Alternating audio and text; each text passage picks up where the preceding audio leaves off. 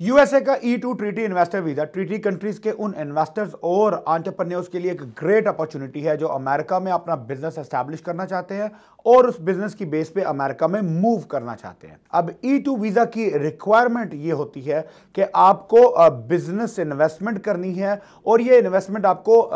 Visa application से पहले करनी है। एज एन इंटरनेशनल इन्वेस्टर आपके पास ये अपॉर्चुनिटी होती है कि आप किसी एग्जिस्टिंग बिजनेस में इन्वेस्टमेंट कर सकते हैं, यानी किसी एग्जिस्टिंग बिजनेस के शेयर्स परचेज कर सकते हैं, या आप एक अपना खुद का ब्रांड न्यू बिजनेस स्टार्ट कर सकते हैं। तो आज इस वीडियो में मैं डिटेल के साथ आपको एक्सप्लेन करूंगा कि अगर आप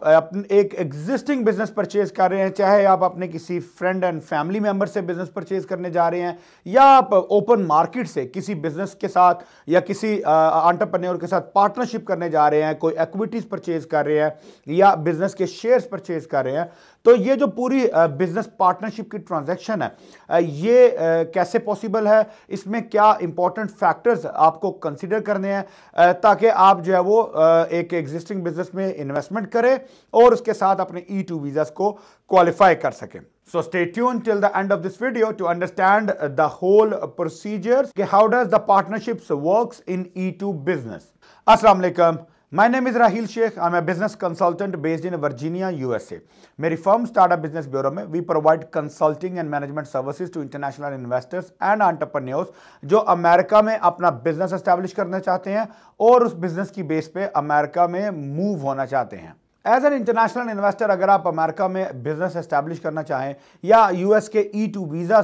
को कंसिडर कर रहे हो, तो आपको यह जानना जरूरी है कि E2 वीजा की रिक्वायरमेंट्स के मुताबिक आपको बिजनेस इन्वेस्टमेंट वीजा एप्लीकेशन से पहले करनी है। अब बिजनेस इन्वेस्टमेंट के आपके पास मल्टीपल ऑप्शंस मौजूद होते हैं। आप कोई नया बिजनेस परचेज कर सकते हैं, किसी एग्जिस्टिंग बिजनेस को परचेज कर सकते हैं या किसी एग्जिस्टिंग बिजनेस के शेयर्स परचेज कर सकते हैं, यानी एग्जिस्टिंग बिजनेस में इन्वेस्टमेंट कर सकते हैं। अब होता यह है कि बहुत सारे इन्वेस्टर्स जो है उनका ये होता है कि उनके कोई फ्रेंड्स या फैमिली मेंबर्स जो कि अमेरिका में हैं, जो कोई बिजनेसेस कर रहे हैं, जिनके कोई ऑलरेडी कंपनीज ऑपरेटिंग हैं and they want to help you out, तो आप उनके एग्जिस्टिंग बिजनेसेस को परचेज करना चाहते हैं ताकि आप E2 वीजास को क्वालिफाई कर सकें और इस ट्रांजैक्शंस को एग्जीक्यूट करने में जिन जिन इंपॉर्टेंट चीज़ों का कंसीडर होना जरूरी है उनमें से नंबर 1 पे आपको पहले यह अंडरस्टैंड करना है कि E2 वीजास में एट मैक्स 2 पार्टनर्स अलाउड होते हैं बिजनेस में। यानी फॉर एग्जांपल आपके मेजॉरिटी शेयर्स होना जरूरी है, मेजॉरिटी कंट्रोल होना जरूरी है, और आप किसी एग्जिस्टिंग बिजनेस में अगर पार्टनरशिप कर रहे हैं तो कोई सिंगल ऑनर बिजनेस है तो आप उस बिजनेस के शेयर्स परचेज कर सकते हैं। मल्टीपल ऑनर्स की जो पार्टनरशिप होती हैं जिनमें मेजॉरिटी शेयर्स जो है वो अगर आपके पास ना हो तो आप उस बिजनेस को परचेज नहीं कर सकते। सो जो नंबर 1 पॉइंट आपने कंसीडर करना वो ये है कि मेक श्योर कि जो पार्टनरशिप शेयर होल्डिंग्स हैं आपकी that has to be majority, ताकि बिजनेस की मेजर स्टेक होल्डिंग आपके पास हो। नंबर 2 जो इंपॉर्टेंट फैक्टर है इस ट्रांजैक्शन का वो ये है कि ये पार्टनरशिप की ट्रांजैक्शन एक रियल ट्रांजैक्शन होनी चाहिए। यानी अगर कोई आपका फ्रेंड और family member just all in a courtesy अपने बिजनेस को या अपनी कंपनी को आपके नाम पे ट्रांसफर कर दे और इस बेस के ऊपर आप E2 को प्रोसेस करना चाहें तो ये पॉसिबल नहीं है। It has to be a real transaction which means कि एक real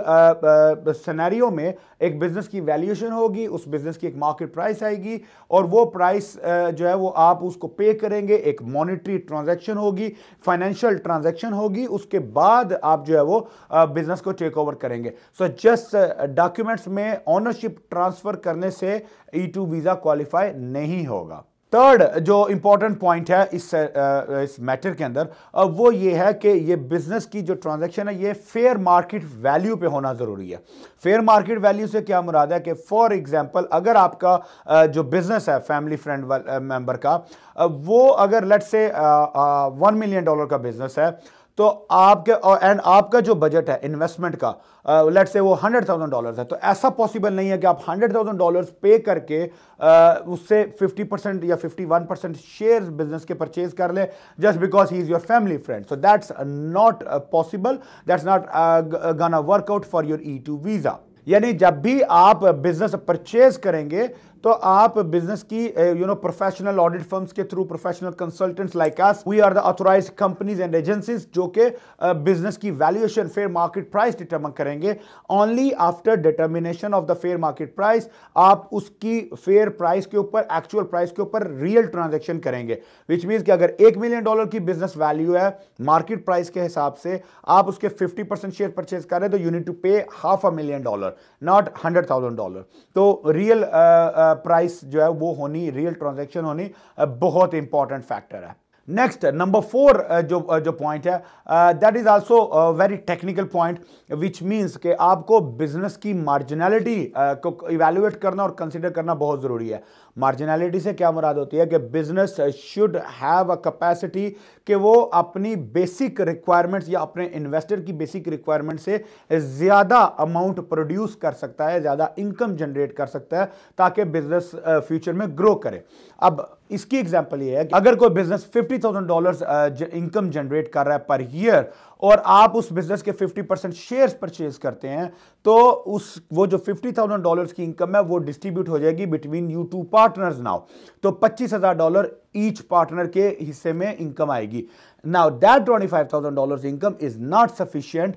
to survive with a family of 3 or 4 members in America. So that means that business is very marginal and it does not have a good potential of growth. तो मतलब ये है कि जब भी आप कोई existing business purchase करेंगे या existing business की shares purchase करेंगे तो बिजनेस के में इतना पोटेंशियल होना चाहिए कि वो इनकम डिवाइड एंड डिस्ट्रीब्यूट होने के बाद भी दोनों पार्टनर्स और उनकी फैमिलीज की जो बेसिक कॉस्ट ऑफ लिविंग है उसको सरवाइव और पूरा करने के लिए सफिशिएंट होनी चाहिए। इसी प्रॉफिटेबिलिटी और इक्विटी शेयर ट्रांसफर से रिलेटेड जो नेक्स्ट हमारा पॉइंट है वो ये है कि बिजनेस की जो अमाउंट है, जो ट्रांजैक्शन वैल्यू डिटरमिन की गई है, we need to decide and determine कि वो वैल्यू, वो अमाउंट बेसिकली इक्विटी रिलीज है, इक्विटी डिस्ट्रीब्यूशन है, या you are investing the money as a growth capital of the business. So for example as a current owner of the business, अगर मैं आपको अपने बिजनेस के शेयर्स सेल कर रहा हूं और आपसे जो इन्वेस्टमेंट अमाउंट जो मुझे मिल रही है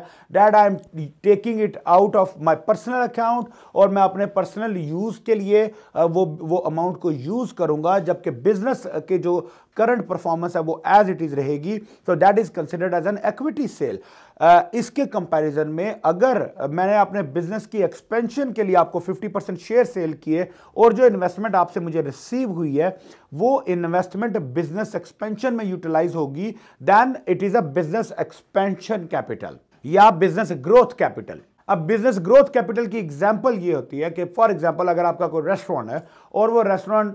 की मार्केट वैल्यू है लेट्स से $100,000, आप उसके 50% शेयर्स परचेज कर रहे हैं जो कि $50,000 बनते हैं। तो $50,000 करंट सेलर को आपने पे किए, वो पैसे उसने लिए और वो घर चला गया। अब आपके जो बिजनेस, जो करंट एग्जिस्टिंग बिजनेस था वो एज इट इज चलता जा रहा है, तो that is an equity sale कि वो उसने अपने इक्विटी या अपने शेयर जो है बिजनेस के वो सेल किए। But as compare to that अगर एक बिजनेस $100,000 की वैल्यू का है और वो आपसे $50,000 के अगेंस्ट में 50% शेयर्स सेल करने को रेडी है, बट वो $50,000 the current owner is not taking for his personal use, but in fact वो अपने बिजनेस को एक्सपैंड कर रहा है, जैसे कोई नई ब्रांच ओपन कर रहा है या कोई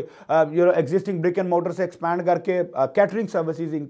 स्टार्ट कर रहा है या अपने बिजनेस की रेनोवेशंस कर रहा है ताकि वो फ्यूचर में बिजनेस को ग्रो कर सके। So that would be considered as a growth capital. अगर वीजा के लेंस से देखा जाए तो growth capital has a more stronger chances of getting the case approved as compare to equity share. So you need to make sure कि what will be the exact and optimum utilisation when it comes to the business. And last but not the least, a very sensitive point would be who is going to have the control and authority of the business. As an E2 requirements, you need to have the authority to direct and manage the business, uninterrupted, undisputed authorities of the business, you should be having it. So which means कि अगर आप partnership करने जा रहे हो तो you need to pass and communicate this to your partner कि you will have a very crystal clear role, responsibilities and duties both of you partners, ताकि आपकी अथॉरिटीज, आपकी ड्यूटीज, आपकी रिस्पॉन्सिबिलिटीज डिवाइड होंगी and nobody can challenge you in your areas of authority and responsibilities. तो आपका control आपके पास होगा, आप अपने डिपार्टमेंट्स में अपने बिजनेस से रिलेटेड अपनी अथॉरिटी की कैपेसिटी में कोई भी डिसीजंस ले सकते हैं and you are not answerable to anybody. So that is a power of an ultimate authority which you need to have. और आपको ये अथॉरिटी अपने पार्टनर को, अपने करंट बिजनेस ऑनर को कम्युनिकेट करनी है, ताकि he should have a clear understanding and there should not be a confusion और a chaos in future. So please make sure these all are the basic aspects जो आपको consider करने हैं whenever you are trying to buy or make an investment in an existing business, ताकि आप ये पूरी की पूरी existing business की जो transaction है इसको बड़ा sensitively, बड़ा transparently execute कर सके और अपने E2 वीज़ा की सक्सेस को भी enjoy कर सके। सो E2 वीजा से रिलेटेड या यूएस बिजनेस से रिलेटेड आपके कोई मजीद क्वेश्चंस हों, कोई कंसर्न्स हों, तो feel free to reach out to me and my team would be happy to address all of your concerns. Thank you so much. अस्सलाम वालेकुम।